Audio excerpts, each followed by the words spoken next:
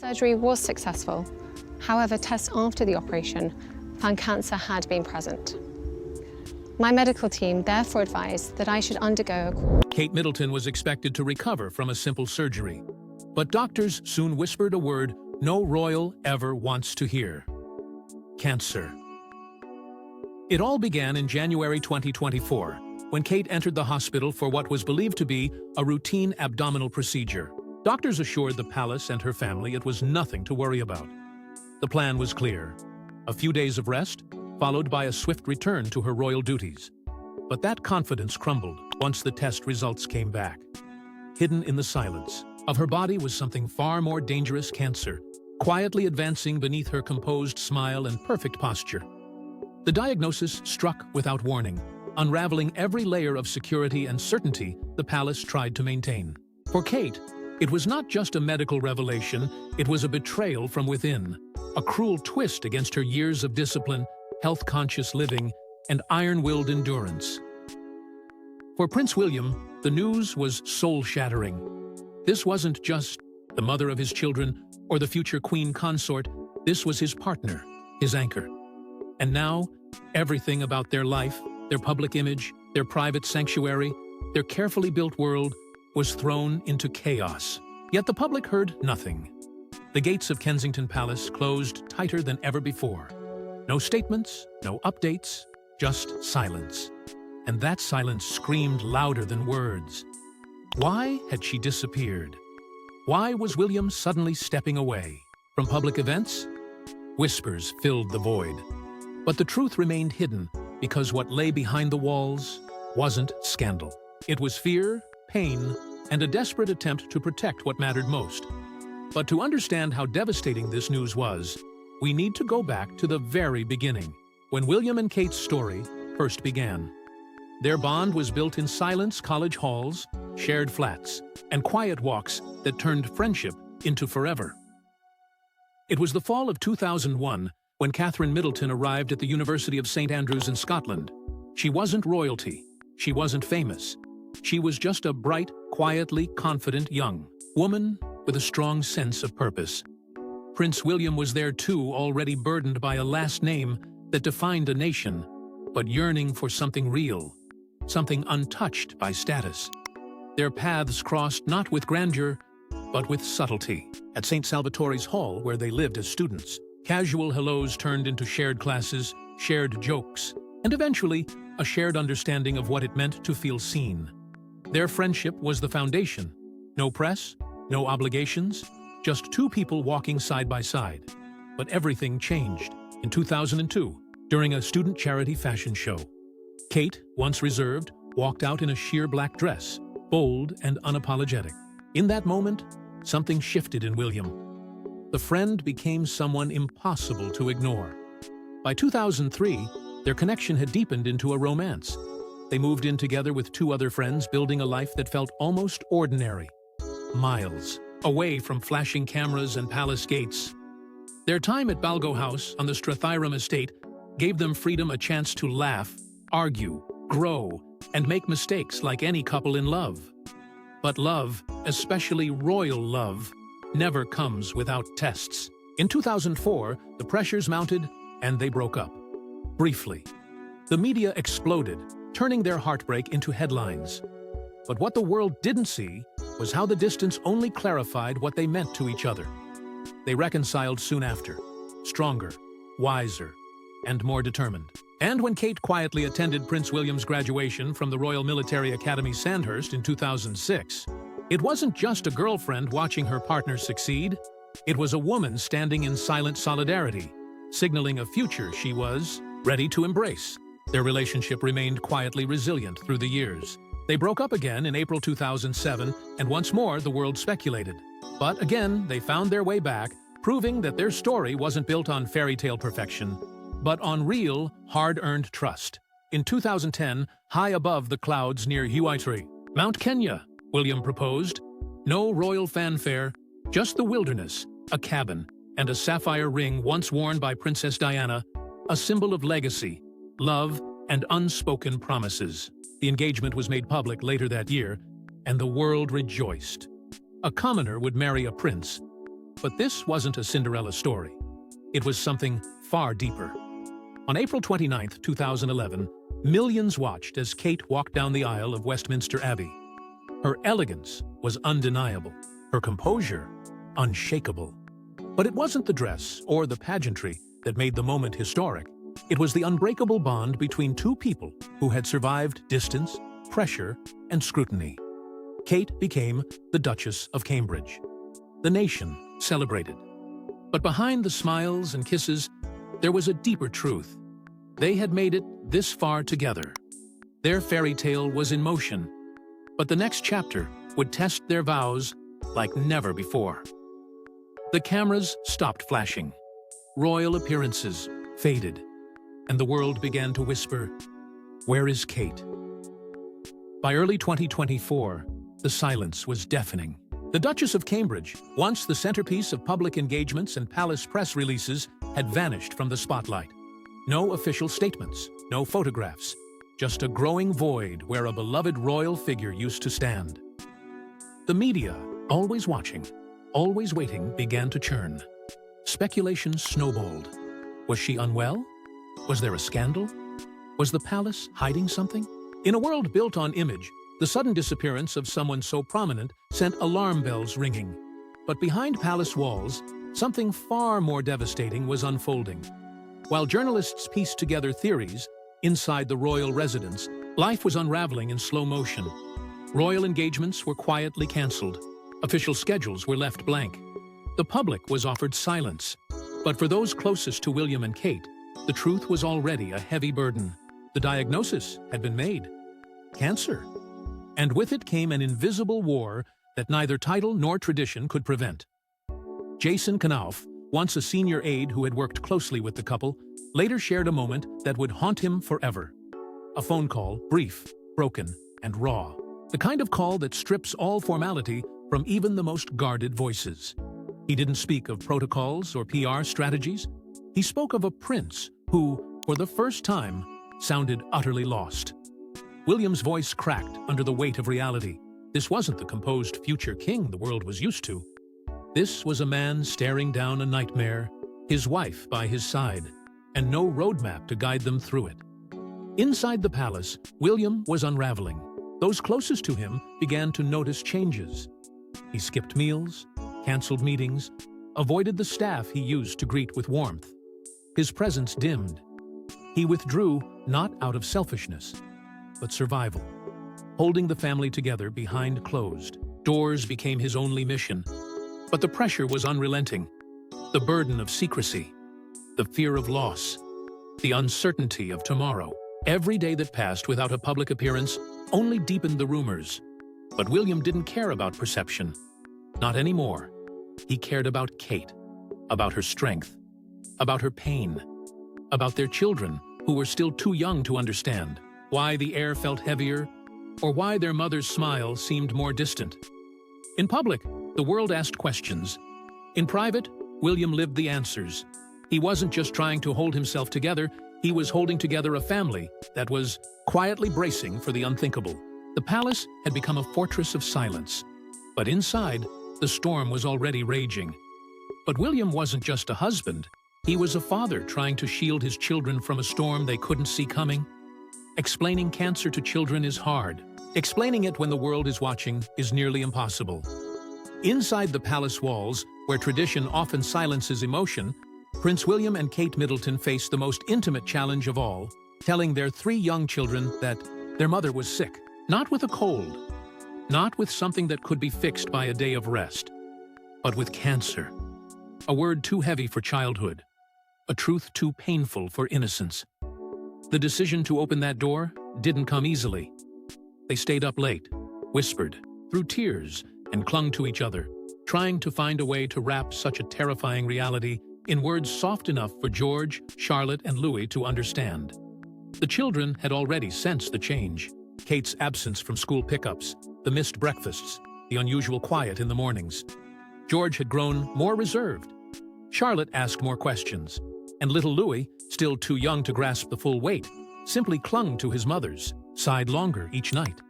Children have a way of detecting pain even when no one says a word. And so, William and Kate knew they couldn't keep pretending. They didn't sit them down for a grand explanation. Instead, they chose moments of calm, bedtime stories, gentle talks after dinner, soft reassurances whispered in the dark. They told their children the truth, but only enough of it. That Mummy was unwell, that she was seeing doctors who would help her get better, that she might look tired, might need to rest more, but that she loved them, now more than ever. There were no promises, just presence, just love. Behind closed doors, their family became their focus. The palace, once a place of constant movement, slowed down. Routines became sacred morning cuddles, evening walks, shared meals no matter how small. These weren't just habits, they were lifelines. Outside, the world speculated wildly. Tabloids shouted theories, social media spun stories. But inside, William and Kate were building a fortress, not of stone, but of silence, intention, and unshakable love. The real battle wasn't being fought in hospital rooms or on front pages. It was in whispered lullabies, held hands, and tear-stained pillows. It was in keeping their children's world stable, even as their own was shifting beneath them. Every bedtime hug became a promise. Every laugh at the dinner table became a small act of resistance against despair. And somehow, within that chaos, a sanctuary was formed. While the children adjusted, the man who stood beside Kate began to unravel quietly, painfully, completely. He was trained to lead a nation, but nothing prepared Prince William for watching his wife suffer. As Kate fought silently, William began to unravel behind the scenes. The prince who once carried himself with such discipline, such poise, started to fade from within. Those closest to him saw it subtle at first, but impossible to ignore. Meals went untouched. Nights passed with the lights still on in his study. His famously regimented routine dissolved as worry took over his every waking thought. Sleep became a stranger. Smiles grew forced, and the man expected to be the rock of the monarchy was slowly crumbling under the weight of fear. Palace. Insiders whispered their concerns. One aide recalled how William stopped greeting staff in the corridors. Another noted how he'd stare blankly during briefings, as if he were physically present, but mentally somewhere else. This wasn't the William they knew. The future king had become consumed by a private grief he didn't know how to share. He wasn't angry. He wasn't loud. He was just silent. A silence louder than any outburst. Then came the moment few expected. During a routine visit to a children's charity, one that William would usually navigate with charm and grace, something cracked. A child handed him a handmade card for Kate. A simple gesture, a kind one. But it was enough. His eyes welled with tears. His voice trembled. It wasn't a breakdown, it was a glimpse. A rare, unfiltered window into the storm he'd tried so hard to hide. Cameras caught it. The public noticed. And suddenly, the questions turned into quiet concern. Behind palace gates, he withdrew even more. Public engagements were quietly postponed. William stepped back from appearances, not because he didn't care, but because he couldn't pretend. He couldn't stand in front of crowds and wave while wondering whether Kate would make it through another round of treatment. Every smiling photograph felt dishonest. Every handshake, a betrayal of the storm inside him. He wasn't a prince right now. He was a husband, terrified of losing the woman he built his life with. A father dreading the possibility of becoming the only parent his children would remember. Balancing royal duty with personal devastation became impossible. The weight was too much.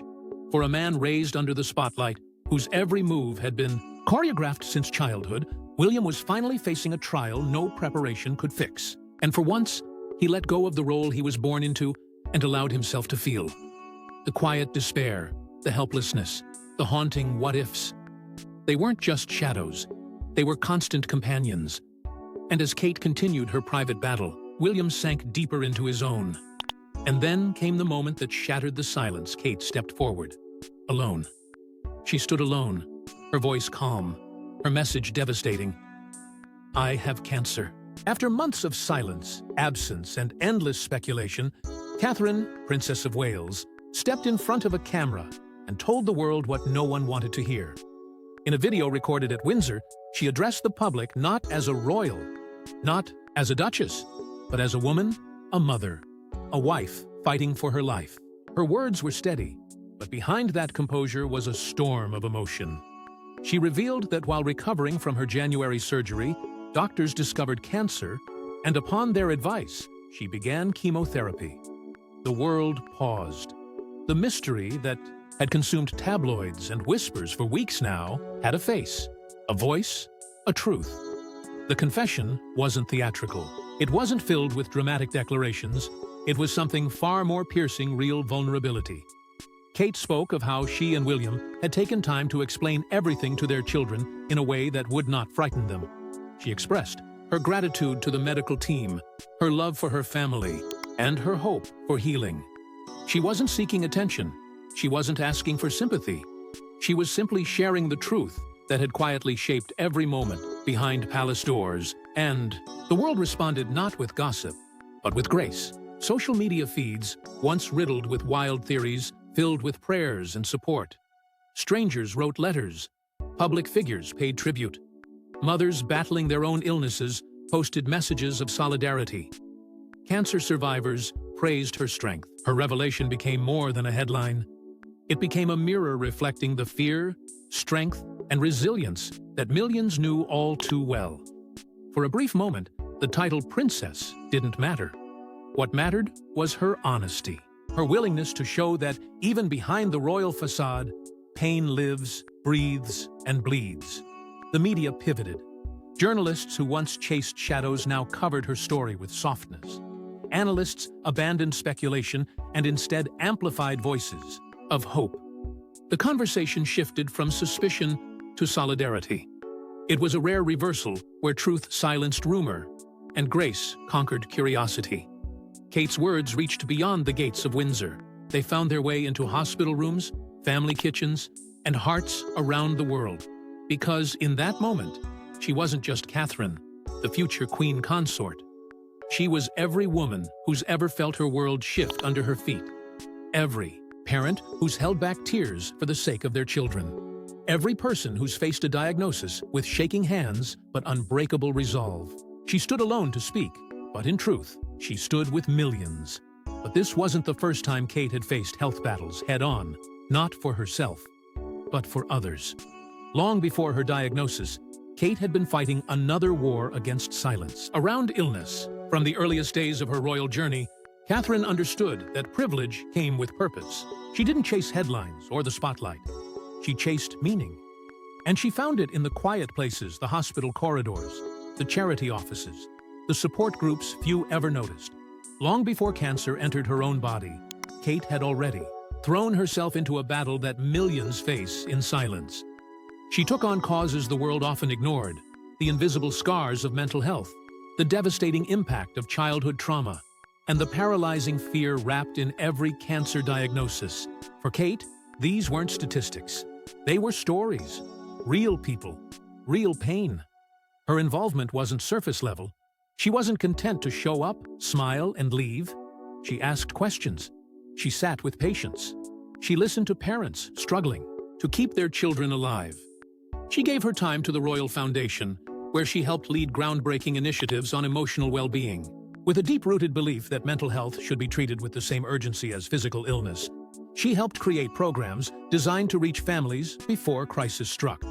Early intervention, empathy-driven education, and community care became the pillars of her mission. And when it came to cancer, Kate stepped into one of society's most feared conversations with quiet strength.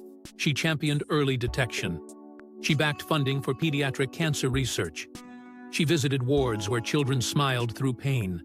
And she held the hands of parents who couldn't find the words to express their grief. But what truly set her apart wasn't her title. It was her sincerity. She didn't show up with rehearsed sympathy. She showed up with presence. Her passion for helping others wasn't just philanthropic, it was personal. She saw how illness stole not just life, but joy, peace, and normalcy. She knew that emotional healing was just as critical as physical treatment. And she carried that belief into every event, every meeting, every cause she championed. When her own diagnosis came, the work she had done for others became a mirror reflecting back at her with powerful irony. The princess who had fought to destigmatize illness now had to walk through it herself. But something changed after she spoke publicly about her battle. Her advocacy took on new weight. No longer was she just a figurehead. She was living proof. Her words now came from a place of lived truth.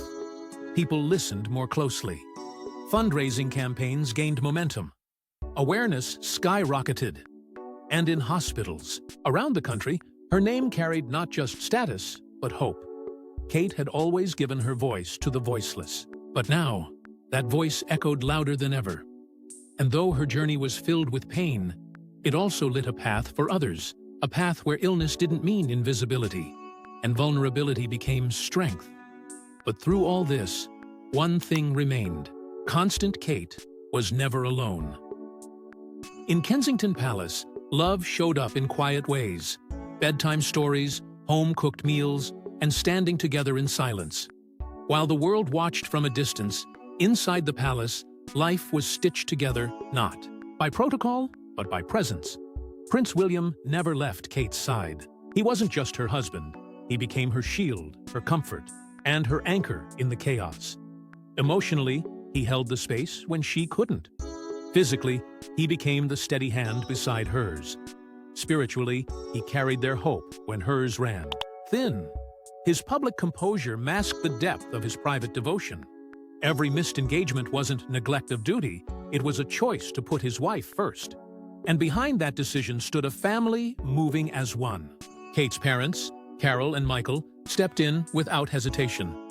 They didn't need titles to know what their daughter needed.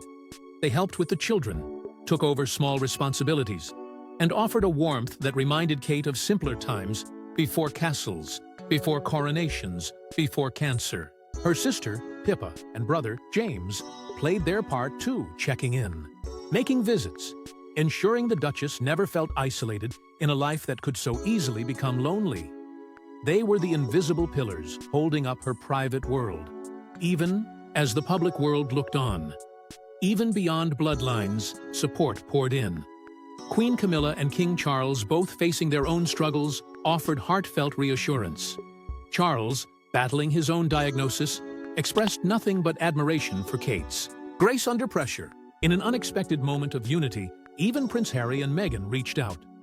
The message was brief, but it carried weight. Illness has a way of dissolving even the deepest divides, if only for a moment. And in this case, the moment mattered. But it wasn't just the family. Strangers from around the world sent letters, prayers, and personal stories. Cancer survivors wrote to say her words gave them strength. Children sent drawings. Fans lit candles outside palace gates. The global outpouring became a tide of compassion. And somehow, Kate felt it all. In those darkest days, she wasn't carried by status. She was carried by love. A network of hearts, near and far, holding her together with unseen hands because, in the end, what saved her wasn't protocol, prestige, or even power. It was family. It was devotion. It was people who showed up quietly and consistently to remind her she didn't have to face the fire alone. But what about now? What became of the princess who walked through fire? She returned not with a crown, but with scars and a story that changed how the world sees a princess. When Catherine, Princess of Wales, emerged once more into the public eye, it wasn't the fairy tale return many expected. It wasn't grand, it wasn't gilded, but it was powerful. Her steps were measured, her gaze calm, and her presence absolutely undeniable. In October 2024, she reappeared beside Prince William in Southport, quietly visiting a community still healing from loss. No royal speeches, no elaborate fanfare. Just a woman walking forward after months in the shadows, showing the world that strength isn't always loud. Sometimes it's just showing up, and she didn't stop there. In January 2025, she returned to the Royal Marsden Hospital, the very place where she had once received care, to thank the doctors and offer hope to others still in the trenches. She spoke with patience, shared quiet words with staff, and left behind more than just her gratitude. She left behind courage. Because now, every visit she made carried a different weight. She wasn't just a patron anymore. She was one of them. But even in recovery, Catherine never stopped moving forward. Her work with the Center for Early Childhood resumed with new urgency. She pushed forward with campaigns on mental health and development, pouring her experience into the very projects she had championed for years. This wasn't a return to routine. It was a return to purpose, to legacy. And just when the world thought it had seen her limits, she unveiled something unexpected. In May 2025, Catherine and William released a short video. It wasn't polished like a palace broadcast. It was soft, earth-toned, with whispers of wind and water, nature and nurture. It hinted at something new, a shift in focus toward the environment, toward sustainability, toward healing not just bodies, but the planet that holds them. No announcement was made, but it didn't need to be. The message was clear. Catherine was still evolving, and her story was far from over.